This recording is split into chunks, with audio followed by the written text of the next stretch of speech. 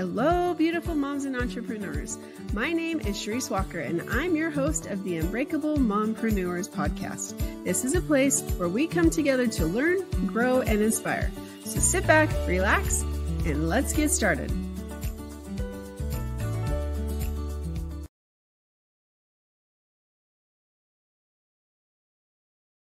Hello, Unbreakable Mompreneurs. So marketing and branding, those are the things you always hear, and they are important because if they don't know you, then, and they meaning audience, then you cannot grow.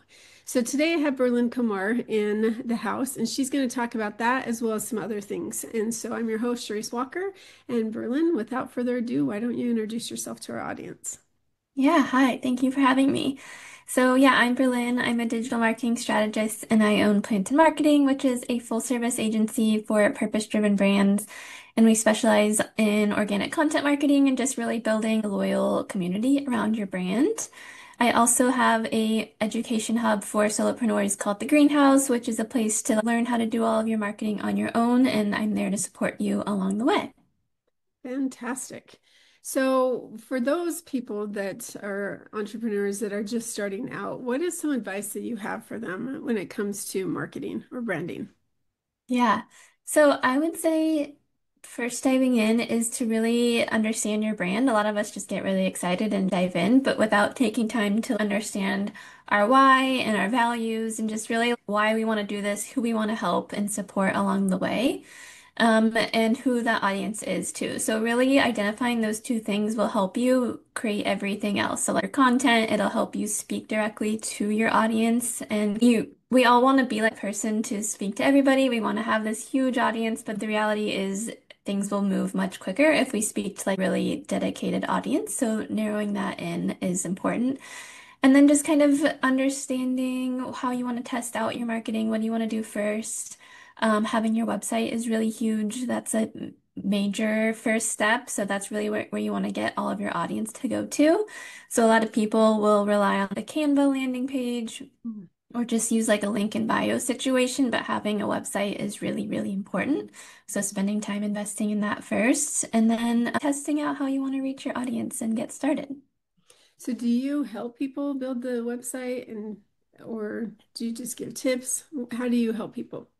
Yeah, so with the agency, we definitely do all of that. We can start like building your website. We launch your website and help with different launch strategies as well. If you're in the community and you're doing a more DIY approach, I have resources to help you. I'm doing like sales and landing page reviews. So I'm always like checking in and supporting people who are DIYing their stuff too. Yeah, but if you don't know how to do it, then pay Yeah. somebody because it is very honestly, it is. So, what are some of the biggest mistakes business owners make when they're starting out? hmm I would say one, not understanding your brand and your audience is huge. And then two, thinking that it happens really quickly. So it's really a time investment. Nothing happens overnight. And when we see these people that appear like it happens overnight, they're not on their first or second business. They probably have a huge personal audience. Maybe they have a lot of money. So these overnight successes aren't truly overnight successes. And so we see that. And we think we can do the same thing, but the reality is it takes a long time to see things come to life. So because of that, we give up quickly when really we just need to be persistent and just be in that mind space ahead of time, knowing that this is going to take some time to grow, and I'm ready to like dedicate myself to that. You know, that is so true because I know somebody that it's been 5 years and she consistently posts every single day on Instagram. I I had talked with her one day because I mean she went through a pretty big family, like she lost a loved one and it was a pretty devastating long thing. And while she's going through all of that, she was still posting every single day. So when we were at this convention together, I said, how did you do that? She goes, oh, I have a whole bunch of videos that I do that I just have like in a bank, basically. hmm Then what she'll do is, and she doesn't really schedule, well, she'll schedule for the week. She doesn't schedule for the month. And so these things were coming out to just automated for her. And she's hmm grown her following to about 30,000 people. But it has taken her almost 6 years to do that. And so, yeah, overnight, very few people can do an overnight thing. Yeah. That's amazing and also sad. Yeah. having a plan in place is really important. Like how do I want to show up online, and is social media like the platform that I want to show up on and like build my audience? And then if so, like yeah, what how am I gonna use like what's my plan for navigating all of life's ups and downs? And like I always recommend batching content only when we're feeling in our most creative energy. You can't force creativity, you can't force showing up online, especially on video and something. So I always recommend when you are feeling that, just go ahead and record as much as you can or create as much as you can, whatever that is for you. So that way you do have things ready to go for the days that you are not feeling it, which will happen more so than the days you are feeling it. That is so true. Because, I mean, once you finally get the lights set up, because, I do videos and stuff. And once my lights are set up and my camera's set up and all these things, I'll do Yeah. like 6, 8, 10 videos at a time. But it takes that oomph to finally get there, right? And so, yes, if you're feeling it, take advantage of it. I like that advice. Yeah. Yeah, because it is a lot of work to set up. If you are doing lights and everything, or even just having your phone and going through the process of editing and thinking about stuff, it's all just a lot to do. So being able to do that for batching content is really time saving. So, what's your advice about picking one social media and going and building that up and then going to another? Do you advise that or do you recommend doing multiple social medias at the same time? Yeah, I say whatever is your capacity. So it's best to like get started on one platform. I think Instagram's really good for like hitting multiple things at once. So that's really a good home-based platform. And then if you have the capacity to do other platforms, it's always good to get started and start testing these different platforms. If you don't have the capacity to create individual content for every platform, then repurpose your content. So even if you use a social scheduler, so I use Metricool, and on there you can have all of your platforms connected. So I go on there, have my one piece of content that I created, and then post it across different things. Like for myself, I don't do a great job at marketing for my own self and doing all the things. So I'm just repurposing. But doing that helps test different platforms. And then if you see, oh, okay, I'm getting more traction here on Threads, so maybe then I invest my time here. But really, if are a solopreneur, it's good to just like, okay, this is what I can handle right now. I'm gonna dive into that. I'm not gonna spread myself too thin. Yeah. Isn't it funny that we're really good at helping other people with whatever Yeah. you do, but doing it yourself, it's they always talk about a financial advisor probably is a horrible financial person in his own personal or realtor. I can stage other people's houses, but look at my own. So it's just funny that because you do it for everybody else, and so you're like, oh, hmm and if you're working by referral, which is that what you mainly do, is work by referral? Lots of referrals, yeah. Okay. hmm And so if it's working for you, Yep. it's hard to. Yeah. That's the thing. Like, if you are B2B, as like if you're a solopreneur working for other solopreneurs, I like personally, I use my socials as a nurturing platform because, yeah, I can invest all the time in the world to create this perfect strategy, but it's just not like what works for me personally. And so, why would I invest all that time into it? So I do a lot of like my brand awareness in like communities and networking and like getting face to face with people. And then I just use my social channels to like nurture those relationships, stay engaged with them, and then have a lot of content that reminds them that I still exist. So that's kind of how I just use my social platforms. And we can all have our own strategies for what works for us. And even other marketing agencies, I talked to somebody who does really well with ads and they don't do referrals and word of mouth. So we all have different things, even in our own industries, that work for us. And that's why it's really good to do a lot of testing and see what works for you because there's no such thing as one size fits all in marketing, which is annoying. No, but that's true because what one person likes, somebody else doesn't. It's Yeah. important to find somebody that knows your niche and what you like to do. hmm I hired a coach once where it's all about video.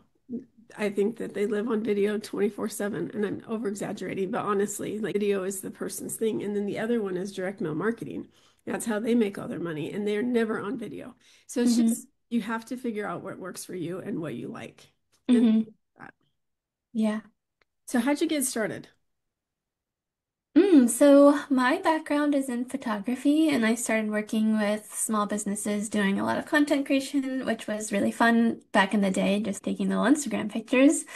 And so that just led them to like, hey, can you do this and this and this? And so I really just started filling my plate with a lot of different marketing things, and I really loved it. So I just dove in and taught myself everything, and it felt very fulfilling. So with photo, I'm very creative, and it was a good creative outlet, and it was fun. But I was like, I feel like I'm not contributing anything. So doing marketing helps me still be creative and fun, and I get to do all these fun little things, but I'm working with businesses who are giving back and making a difference in some way. So there's still a fulfilling aspect by helping them grow and making a difference through the work that they're doing. So that's how I got started. And in 2020, I was able to go full time and launched Plan to Marketing shortly after that. And as it grew, I really missed working with the small business solopreneur side, so that's why I launched my community in January of this year, and that's where I'm at now. That is so cool. Yeah. With the people, how does your business work for marketing? How do you help other businesses? Yeah, so as I mentioned, we focus on like organic content marketing and like building communities. So with that, I we do a lot of like educational and like nurturing content so that way you're like the go-to source for your audience for whatever you're learning about. What's a good example of that? This is not a good example of like my audience, but I really love talking about Red Bull for this example. Like when you think about Red Bull, you're thinking of all of their videos and all of their like stunts and all of their big events. Mhm. And that's like a really good example of content marketing. Like they're creating these really insane events, people are coming to them, then they're turning that into video content and then social content, and then people are sharing that content.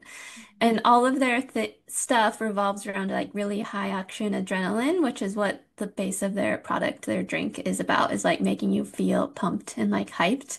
So that's not really a brand that I would work with personally, but a good example that everybody usually knows and like how content marketing works. And just builds a community around your audience. I actually was talking about Williams Sonoma yesterday. So they do these little cooking classes or presentations at their stores. And I found out about that through TikTok, and now I go pretty frequently and I bring my friends to it. And so that's a really good example of like community building as well. I've never once visited their website or their social channels. I was never their target audience, but through these events and like bringing the community together, that's how I learned about them. And now I like their products. I didn't even know they have food in their store. So now I really love their food. So that's the kind of stuff that we do with our clients as well, is just like build community around your brand. I love that. And I don't know, for me, that's something that is important because a lot of times people they choose to build a business because they want to help other people and they're doing Hmm. something they're passionate about. And so why not become the go-to community market leader for that business? So Yeah. good. You talked about like I don't know if it was hubs or spokes or something and different things that a solopreneur or entrepreneur should know. So do you want to share that? Going back on what I said about not spreading yourself too thin, but I promise this will all tie together. So basically, think of your marketing as a wheel, and then you have your spokes, right?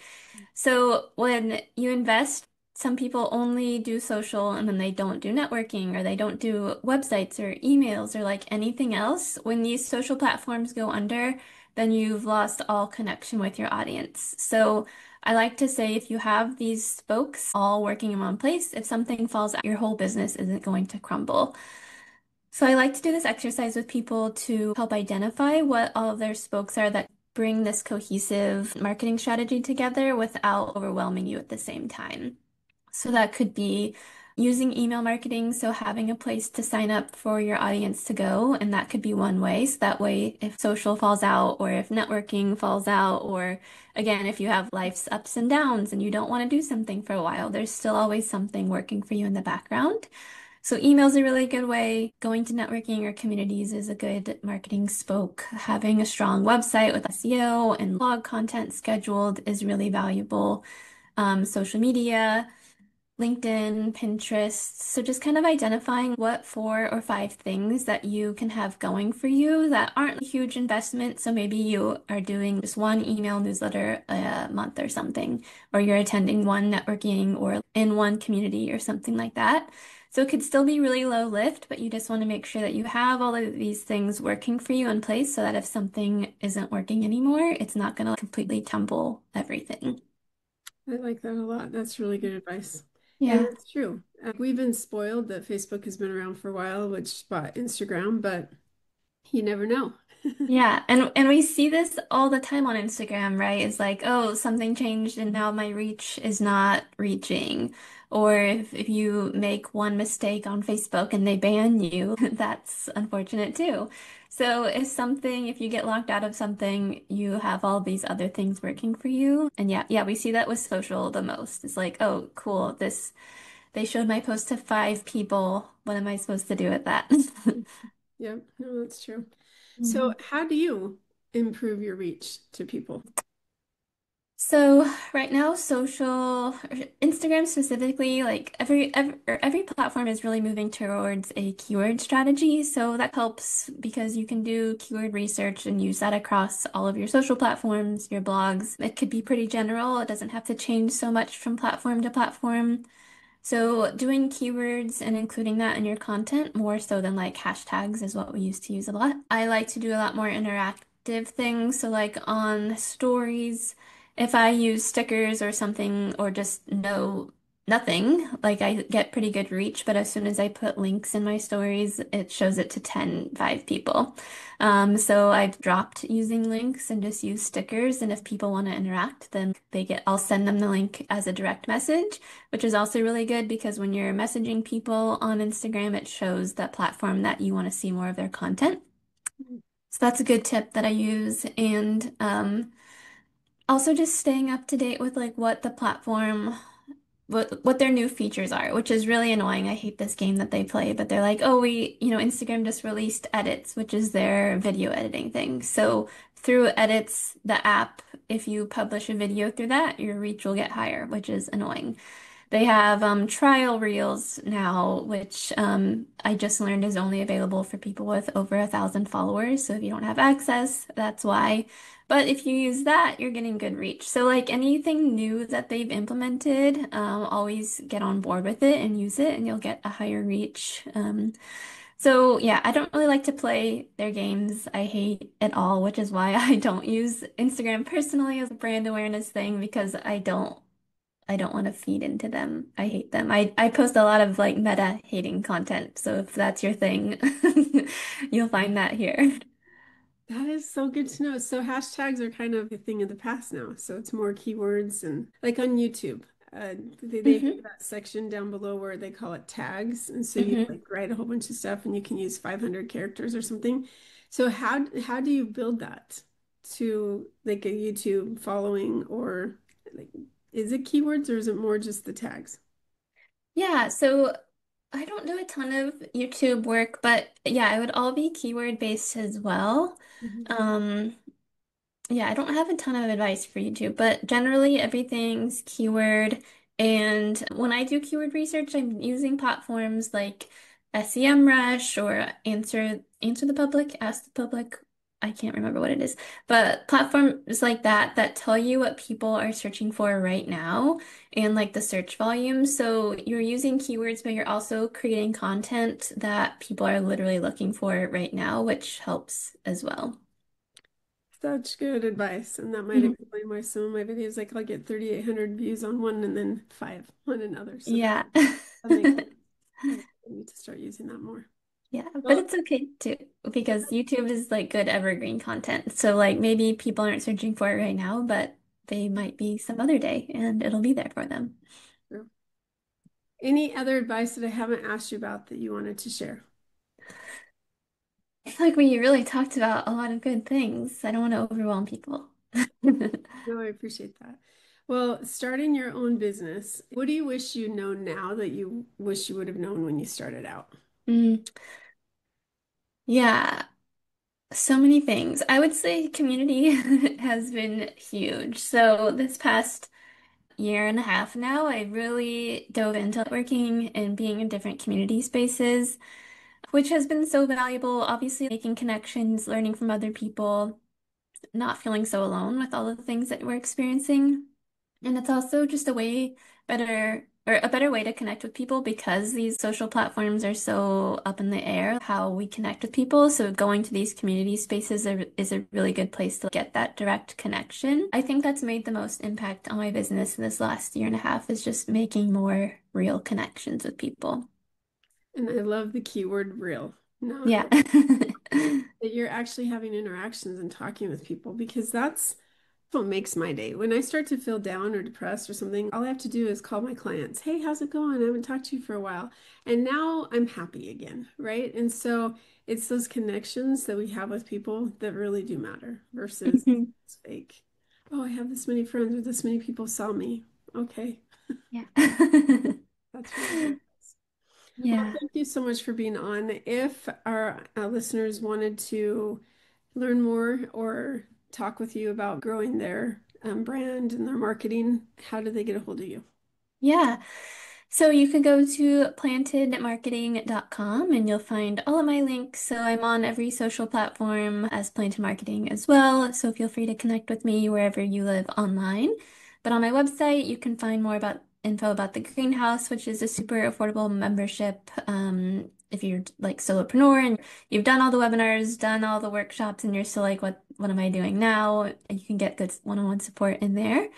I do one-on-one consulting sessions, or if you're just ready to completely pass everything over, you can learn more about working with Planted Marketing. I also have tons of resources on the small business resource page on my website, free downloads and ways to grow there as well. So yeah, feel free to connect with me anywhere. Thank you. And I have one last question. Yeah. How did you come up with the name Planted Marketing?